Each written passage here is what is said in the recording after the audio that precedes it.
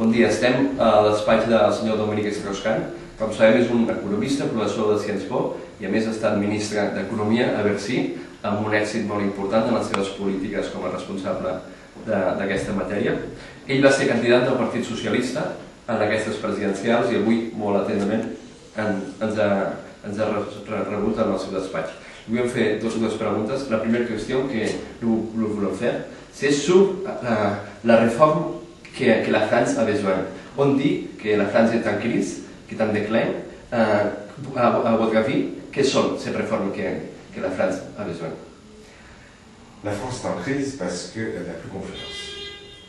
Et la première chose à faire, c'est de restaurer la confiance, ce que d'ailleurs on avait réussi à faire il y a 10 ans, en 1997, lorsque Lionel Jospin a été élu. Et c'est comme ça que nous avons eu après plusieurs années de forte croissance. Aujourd'hui, les difficultés touchent à tout ce qui prépare l'avenir. L'université, la recherche.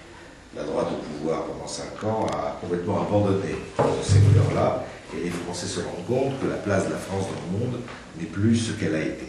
En ce sens, il y a un sentiment, non pas de déclin, mais un peu de désespoir. Les réformes, il y en a dans de nombreux domaines. D'abord, ce que je viens d'évoquer, bien sûr. Tout ce qui touche l'innovation, la recherche, la préparation de l'avenir. Mais aussi des réformes qui touchent au fonctionnement de la démocratie. Et il est clair que dans un pays comme le nôtre, où la Ve République n'a jamais été totalement acceptée, ni totalement rejetée par la gauche, il y a aujourd'hui des évolutions à mettre en œuvre. Et puis, il y a un autre pan complètement différent, qui est celui de la construction européenne, où la présidence de Jacques Chirac nous a conduit à une situation de blocage. Finalement, l'Europe aujourd'hui est en partie bloquée à cause du vote français, et donc il essaie de redébloquer cela. Et peut-être que le sentiment de déclin que vous évoquez existe, parce que les Français ont le sentiment que la France ne joue plus son rôle en Europe, et que Jacques Chirac, finalement, qui vient de faire ses adieux au chef d'État et de gouvernement, était regardé par cela comme grand ancêtre, et plus tellement quelqu'un qui pesait dans la décision.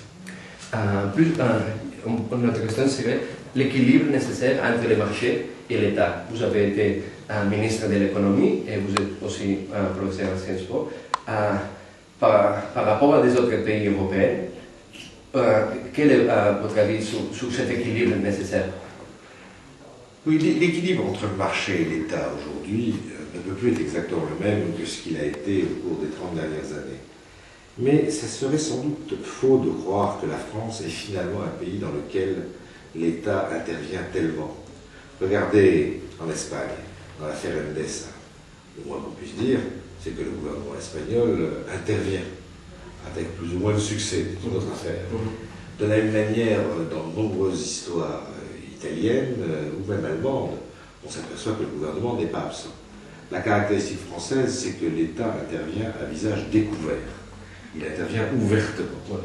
Et quand on compare la France et les États-Unis, par exemple, dans le financement de l'aéronautique, entre Airbus d'un côté et Boeing de l'autre, on voit que Boeing reçoit autant de subventions publiques que reçoit Airbus. Simplement, ça passe par des programmes militaires, ça passe par des voies détournées.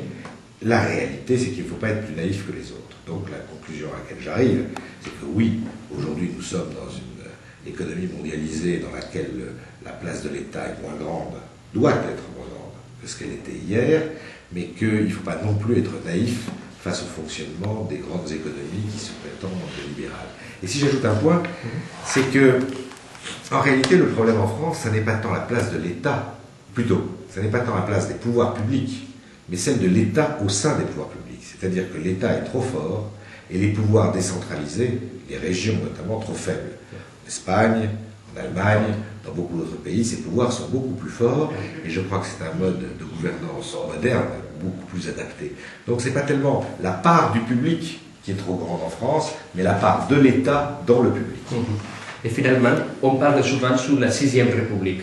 Vous croyez que la France a un problème institutionnel, c'est-à-dire d'équilibre entre les pouvoirs, divers pouvoirs, le président et le gouvernement par rapport au Parlement, ou c'est pas un problème institutionnel? Oui, il y a un problème de pouvoir du Parlement dans la Ve République. La Ve République a été construite pour que finalement le Parlement soit le plus faible possible. De Gaulle l'a voulu comme ça.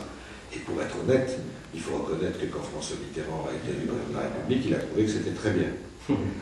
Pour autant, il y a quand même un problème. Par exemple, l'Assemblée nationale française est la seule Assemblée nationale d'un pays démocratique qui n'est pas maîtresse de son ordre du jour. C'est le gouvernement qui décide de l'ordre du jour de l'Assemblée. On pourrait donner beaucoup d'autres exemples. Donc il faut renforcer les pouvoirs de contrôle parlementaire. Mais le problème de la 6e République, pour moi, ce n'est pas principalement, c'est presque un paradoxe, mais ce n'est pas principalement un problème d'institution. C'est aussi les pouvoirs, je le disais tout à l'heure, territoriaux par rapport au pouvoir central. C'est aussi la démocratie sociale dans l'entreprise. C'est aussi la démocratie participative, c'est-à-dire la façon dont les citoyens sont associés. Et donc, il y a finalement 4 piliers aujourd'hui à la réforme démocratique nécessaire. La réforme institutionnelle, parlementaire, oui, mais ce n'est pas l'ensemble. Celle-là, mais aussi la démocratie participative, la démocratie sociale et la démocratie territoriale. Et si nous faisons tous ces changements-là, alors on sera dans une nouvelle République. Ok, merci monsieur.